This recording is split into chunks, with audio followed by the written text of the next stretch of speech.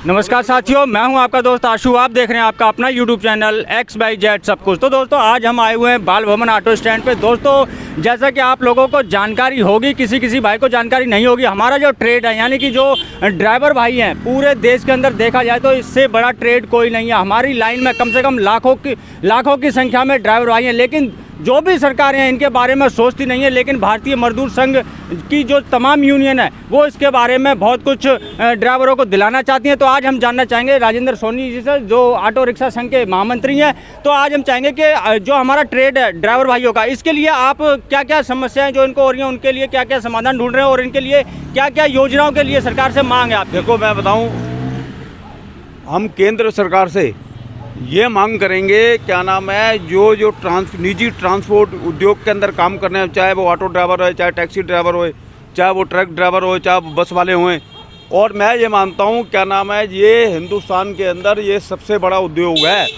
इसमें करोड़ों लोग काम कर रहे हैं इस उद्योग के अंदर। मैं ये पूछना चाहता हूँ आपसे, जैसे सामाजिक सुरक्षा का मामला जैसे आता है तो ड्राइवरों को कोई भी सरकार किसी भी प्रकार का सामाजिक सुरक्षा का कोई भी योजना से जोड़ा नहीं जाता है। देखो सबसे पहले हम ये मांग करेंगे केंद्र सरकार से, भाई आप है ना इनके लिए एक सामाजिक सुरक्षा का वेलफेयर बोर्ड का गठन करो। उसमें क्या है, जो लेबर वर्क है ना, जैसे लेबर वर्क के लिए वो बोर्ड बने हुए हैं तो इनके लिए भी होना चाहिए ना, क्योंकि जो लेबर कानून बने हुए हैं वो इसको इंडस्ट्री का दर्जा दिया जाए। केंद्र सरकार इसको इंडस्ट्री का दर्जा जब दे देगी ना, ये इनकी सारी समस्या ख़त्म हो जाएंगी। तो प्रमुख यही मांग हमारी रहेगी, क्या नाम है, सामाजिक सुरक्षा वेलफेयर बोर्ड इनका लागू होना चाहिए पूरे देश भर के अंदर, और इनको इंडस्ट्री से जोड़ा जाए, उद्योग से जोड़ा जाए इन ट्रेड को। और मैं आपसे पूछना चाहूँगा, जैसे देश भर में जो केंद्र सरकार ने आयुष्मान भारत योजना जो चालू की है, लेकिन दिल्ली में इसका किसी भी भाई को फ़ायदा नहीं हो रहा। अगर ये योजना जो है दिल्ली में अगर लागू कर दी जाती है तो ड्राइवर भाइयों को किसी प्रकार की अगर कोई दुर्घटना में, एक्सीडेंट में अगर उनकी इंजरी हो जाती है तो उनको लाभ मिल सकता है क्या इस योजना को दिल्ली में लागू? आपको यहाँ है सरकारों के झगड़े पूरे देश भर के अंदर, किसी राजनीतिक पार्टी की अलग सरकार है, उसकी अलग है, उधर अलग है। ये योजना इतनी बढ़िया योजना थी, अगर ये क्या नाम है पूरे देश भर के अंदर अगर यदि इनको मिल जाती। अभी मैं उदाहरण दे रहा हूँ, एक दिल्ली का ही एक ऑटो चालक था जिसकी बेटी की क्या नाम है किडनियाँ ख़राब हो गई थी, उसके बाद बेचारे के पास पैसे नहीं थे। खैर जो भी मदद हुई हम लोगों ने उसकी करी किडनी। आज ये आयुष्मान भारत जो योजना है उसके लिए अगर वो चालू हो जाती तो किसी के आगे उसको आगे मांगना नहीं पड़ता, उसको पैसा वो उससे हो जाता उसका इलाज। तो ये योजना जो है दिल्ली में लागू होनी चाहिए। मैं तो कह रहा हूँ दिल्ली नहीं, पूरे देश भर के अंदर होनी चाहिए, दिल्ली समेत। नहीं, देश भर में तो ज़्यादातर राज्यों में तो ये चालू है, लेकिन दिल्ली में ये लागू। मैं उदाहरण दे रहा हूँ ना आपको, कर्नाटका का भी दे रहा हूँ मैं, कर्नाटका के अंदर भी हो गई है, राजस्थान के अंदर भी हो गई है, सब जगह ज़्यादातर हो गई है।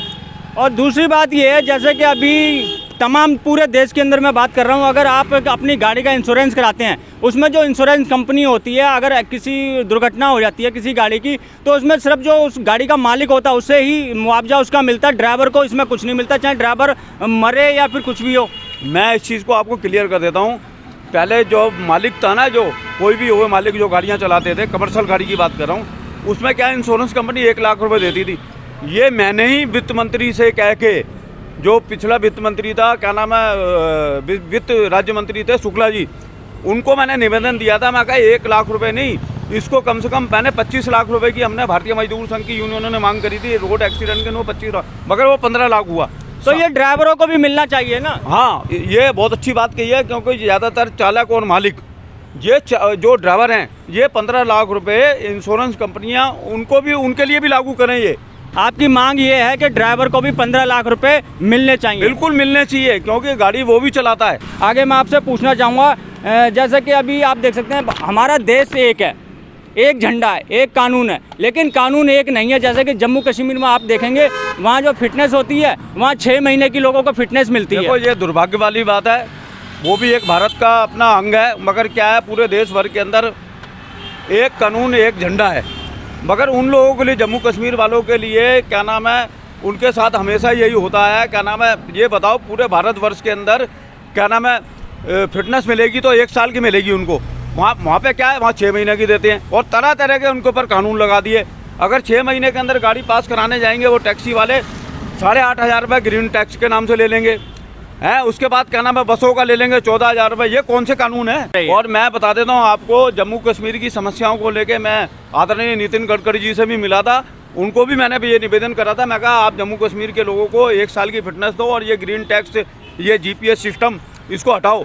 जिस तरीके से केंद्र सरकार ने, नितिन गडकरी जी ने दिल्ली के अंदर ऑटो रिक्शाओं से हटा दिया था 2014 के अंदर, वो जो ऑर्डर है मेरे पास बने हैं, वो मैंने ही हटवाया था सारा जाके। भाई इसको हटाओ। और दूसरी सबसे बड़ी समस्या हमारे ड्राइवर भाइयों को ये हो रही है, मतलब पूरे देश के अंदर तमाम जो गैर कानूनी तरीके से जो मोटरसाइकिल लेके और सवारियों को उठा रहे हैं, ना उनके पास परमिट होता है, ना कमर्शियल गाड़ी होती है। हमारे जो ड्राइवर भाई रोटी रोजी कमाने के लिए घर से निकलते हैं, उनकी सवारियों को लेके वो चले जाते हैं। ये बहुत ज़्यादा समस्या पैदा हो। देखो ये खाली दिल्ली नहीं, ये पूरे देश भर के अंदर ये क्या नाम है, ऐसी बीमारी चिपक गई है। क्या नाम है, सरकारें इनकी तरफ नज़रअंदाज कर रही है। सरकार खुद ये चोरियां करवा रही है टैक्स की। मैं खुले आरोप लगा रहा, चाहे वो किसी भी राजनीतिक पार्टी की सरकार हो, वो चोरी करवा रही है। नंबर 2 के मोटरसाइकिलें तुम चलवा रहे हो, 2 व्हीलर चलवा रहे हो, कल को कोई घटना हो जाएगी, ये किसको पकड़ेंगे? अभी पूना के अंदर इतना ज़बरदस्त आंदोलन हुआ था, महाराष्ट्र के अंदर क्या नाम है, बाबा कामले ने करा था। अब पूरे देश भर के अंदर हम ये चाह रहे हैं, ये मोटरसाइकिलों को यहाँ से बाहर करो, गैर कानूनी तौर से चल रहे हैं, और आप क्या नाम है, इसके लिए कानून बनाओ। मोटरसाइकिल पे बैठ के चली जाती हैं 50-100 रुपए के लालच में, ठीक है। अगर उस गाड़ी से एक्सीडेंट हो जाता है तो क्या इंश्योरेंस कंपनी उस सवारी को या उस मालिक को पैसे देगी, कुछ क्लेम देगी? मतलब नहीं हो सकता क्लेम दे दे इंश्योरेंस कंपनी। आपको कमर्शियल गाड़ी है कि प्राइवेट गाड़ियों में कमर्शियल गाड़ी का क्लेम दे देंगी? ये तो सवारियों के लिए भी मुसीबत खड़ी करेंगे ये लोग। और एक और मैं बात बताऊँगा, दिल्ली की सड़कों पर अनलीगल तरीके से कम 6 और 7 लाख रिक्शे चलवा दिए इन्होंने। रिक्शे जो चलवा दिए, आज ये बताओ जो छोटी सवारी है वो इनका तो काम खत्म कर दिया ना उन्होंने, और पूरी दिल्ली के अंदर फैले जा रहे हैं। वो सरकार का नियंत्रण नहीं है। सरकार क्या चाहती है भाई, दिल्ली के अंदर क्या नाम है, इनको ई रिक्शे वालों को और चला दो। क्या है, सुप्रीम कोर्ट की गाइडलाइंस है दिल्ली के अंदर भाई 95,000 ऑटो ज़्यादा नहीं हो, 1 लाख से ज़्यादा नहीं होंगे, 11 के ऑर्डर हैं। तो आप ये बताओ, क्या नाम है, केजरीवाल सरकार हो चाहे केंद्र सरकार हो, भाई ये क्यों नहीं, क्या नाम है, ई रिक्शा के लिए तो तुमने छूट कर दी है, जितने मर्जी ले आओ, आप टैक्सियाँ ले लो, अनेक प्रकार की ले लो। आज यही सरकारें थी जो कहती थी दिल्ली के अंदर 4.5 लाख रुपए का ऑटो बिक रहा है, आज कीमत हो गई है उसकी, क्या नाम है, 6.5 लाख रुपए गाड़ी की। कहाँ गई सरकार के वादे सब? ये क्या है, इनकी पॉलिसी जो गंदी है ना।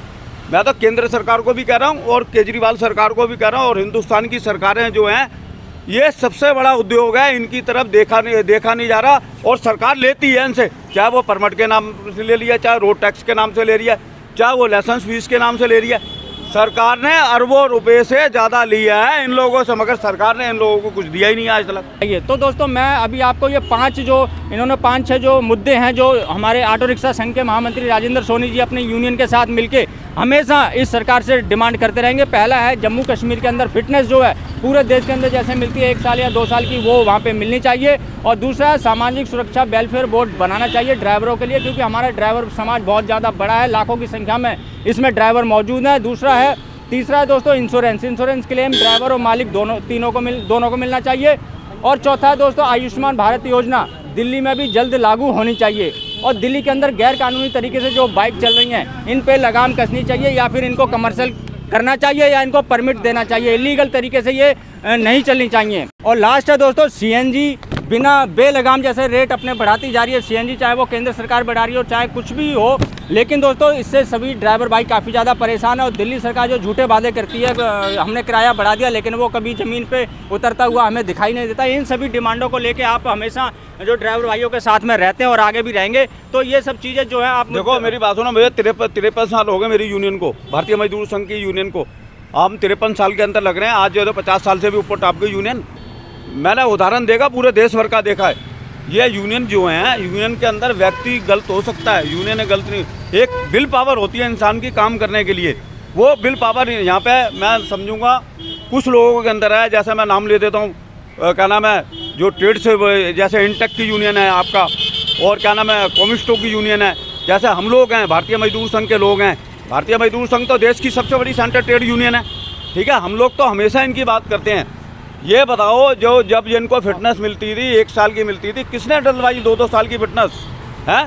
इनको जो आज जो फिटनेस मिलती है 2-2 साल की, वो किसने दिलवाई? ये भारतीय कुछ ही यूनियन का दावा ये रहता है, ये हमने दिलवाई। मैं आज आपको बात बताता हूँ, 2014 के अंदर केंद्र की जब केंद्र सरकार बनी सबसे पहले लक्ष्य ही हमारा ये था, हम नितिन गडकरी जी के पास डेपुटेशन मंत्रिमंडल जी के लेके गए अपना यूनियन का, उनसे बात करी, इनको 2-2 साल की 8 साल तक फिटनेस दिलवाई है, 8 साल तक 2-2 साल की। उसके बाद क्या था 15 लाख का बीमा इंश्योरेंस कंपनी से हम लोगों ने दिलवाया। और उसके बाद क्या था, यहाँ दिल्ली के अंदर आपने देखा होगा 50-50 हज़ार में वो बनते थे ड्राइविंग लाइसेंस और वो क्या नाम है कमर्शियल लाइसेंस, उसके ऊपर से पाबंदी 10वीं का स्कूल का सर्टिफिकेट मांगते थे पूरे देश भर के अंदर, वो हटवाया हमने।